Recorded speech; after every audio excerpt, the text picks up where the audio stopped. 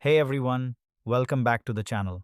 Today we are doing a full review of Fedora 44 KDE Plasma Desktop Edition. After some delays, Fedora 44 is finally out and the KDE spin has received some major improvements that make it one of the most exciting releases this year. We are going to cover installation, new features, performance, daily usability, gaming, and my final verdict on whether you should install it. Installation on Fedora 44 KDE feels much smoother than before. Fresh installs now use the new Plasma Setup wizard on first boot instead of handling everything in Anaconda. This gives a more consistent and modern experience. One of the biggest changes is the switch from SDDM to the new Plasma Login Manager, PLM, by default. This is the first major distribution to ship it, and it brings better visual consistency and deeper integration with Plasma right from the login screen. Upgraders can switch manually, but new users get this polished experience out of the box. The desktop runs on KDE Plasma 6.6.4 and it is excellent.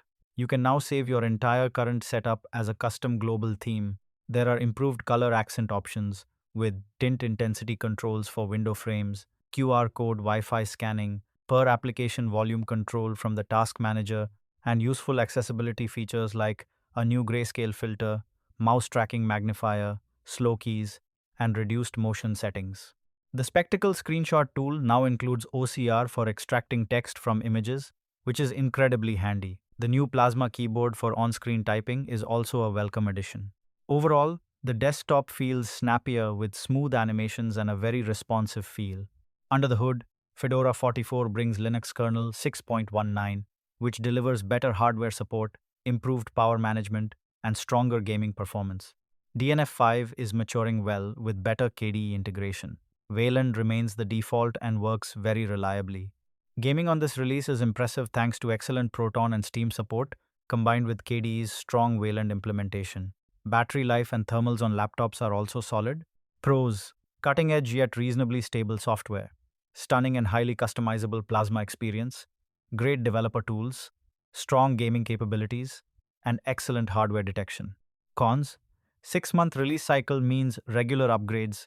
A few minor teething issues with the new setup tools caused the delay, and it may not suit users who prefer a completely set and forget system.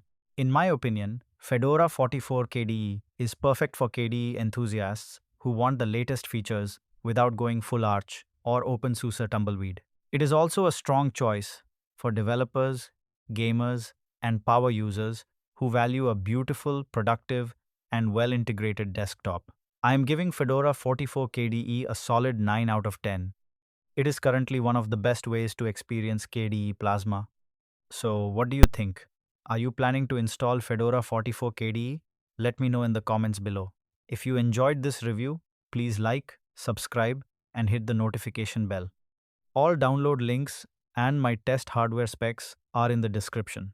Thanks for watching, and I will see you in the next video.